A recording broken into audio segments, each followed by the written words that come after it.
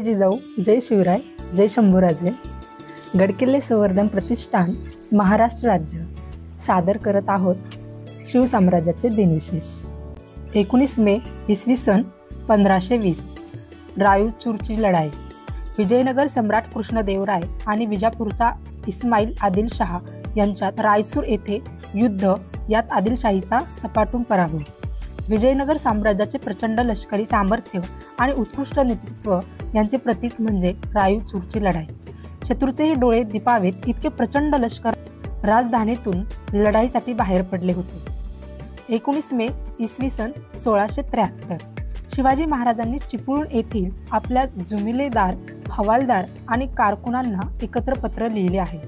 यातून शिवरायांना शेतकऱ्यांबद्दल किती कळवळा होता हे स्पष्टपणे लक्षात येते। लष्कराची छावणी चिपळूण येथे पडलेली असताना आपल्या अधिकाऱ्यांनी कशी काळजी घ्यावी याबाबत लिहिलेल्या पत्रातील काही भाग। पागेस अधिक बैठी पडली, परंतु जरूर झाले त्याकरिता कारकुनाकडून व गडोगडी गल्ला असेल तो देऊन जैसी तैसी पागेची बेगमी केली आहे। त्यास तुम्ही मनास एसा दाना राती गवत मागाल, असेल तोवरी धुंडी करून चराल। नाहीसे झाले म्हणजे मग काही पडल्या पावसात मिळणार नाही, उपास पडते। घोडी मारायास लागतील म्हणजे घोडी तुम्हीच मारली ऐसे होईल व विलायतीस तसवीस देऊ लागल। येशास लोक जातील, कोणी कुंब्याचे थील दाणे आणि कोणी भाकर, कोणी गवत, कोणी फाटे, कोणी भाजी, कोणी पाले ऐसे करू लागलेत म्हणजे जी कुणबी घर धरून जीव मात्र घेऊन राहिले आहेत तोही जाऊ लागतील। कित्येक उपाशी माराया लागतील म्हणजे त्याला ऐसे होईल की मोगल मुलकात आले त्याहूनही अधिक तुम्ही ऐसा तळतळाट होईल।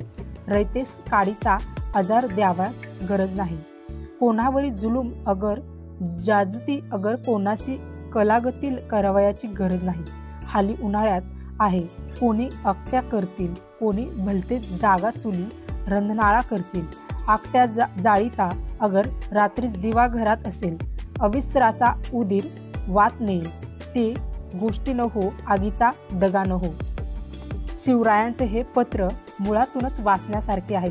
लष्करातील लोकांनी काटकसरीने वागावे, स्थानिक रयतेस त्रास देऊ नये, शेतकऱ्यांच्या काडीला देखील हात लावू नये, अन्यथा रयत म्हणेल की मोगलांपेक्षा तुम्ही वाईट आहात, आगीपासून धोका होणार नाही याची काळजी घ्यावी, अशा सूचना शिवरायांनी आपल्या सैनिकांना दिलेल्या आहेत। यातून शिवरायांचा मानवतावाद प्रकर्षाने जाणवतो। शिवरायांनी शेतकरी, कष्टकरी, श्रमकरी वर्गाचे हित जोपासले, आपल्या सैनिकांवर, सहकाऱ्यांवर जीवापाड प्रेम केले। 19 मे इसवी सन 1673 इंग्रजांचा वकील थॉमस निकल्स महाराजांना भेटण्यास किल्ले रायगडाकडे रवाना। सरसेनापती प्रतापराव गुजर यांनी हुंबळीला इंग्रजांची वखार लुटली, त्यामुळे इंग्रज फार चिडले आणि त्यांनी महाराजांचे मालवाहू व्यापारी गलबत मस्कतहून राजापूरला चालले होते ते लुटले आणि महाराजांकडे आपले हुंबळीच्या लुटीचे नुकसान भरपाई करण्याची मागणी करण्यासाठी वाघाजी दलाल या वकील येण्याचे ठरले। पण पुन्हा विचार करून आपलाच इंग्रज वकील निकल्स याला शामजी नावाचा एक व्यापारी व 37 अन्य व्यक्तीबरोबर देऊन पाठविले। 19 मे इसवी सन 1674 इंग्रजांचा प्रतिनिधी हेन्री अक्झेडन रायगडाच्या पायथ्याशी पाचाड येथे मुक्कामी। बिजापूरकर, जिंजिरेकर, पोर्तुगीज यांना स्वपराक्रमाने महाराजांनी वठणीवर आणले होते। महाराजांच्या पराक्रमाने धास्तावलेले तहाची बोलणी करण्यासाठी विजापूरकरांचे अनेक वकील महाराजांकडे येऊ लागले होते।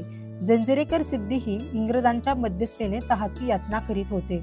पोर्तुगीज महाराजांच्या संभाव्य आक्रमणामुळे विलक्षण धास्तावलेले होते आणि इंग्रजांनी तहासाठी हेन्री अक्झेडन यास नजराणा देऊन राज्याभिषेकाच्या मुहूर्तावर किल्ले रायगडी रवाना केले होते।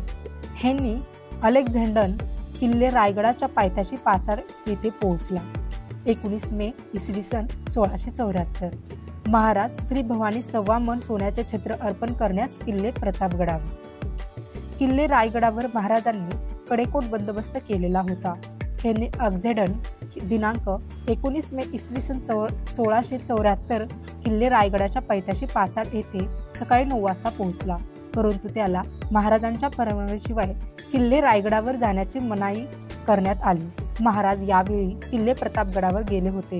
यामुळे महाराज येईपर्यंत यांनी अफझलखानला किल्ले रायगडाच्या पायथ्याशी पाचाड येथे तंबू ठोकून राहावे लागले. पाचाड येथे मुक्कामी असताना त्याला कळले की महाराज किल्ले प्रतापगडावर श्री भवानीच्या दर्शनार्थ 1.25 मन सोन्याचे छत्र अर्पण करण्यासाठी गेले.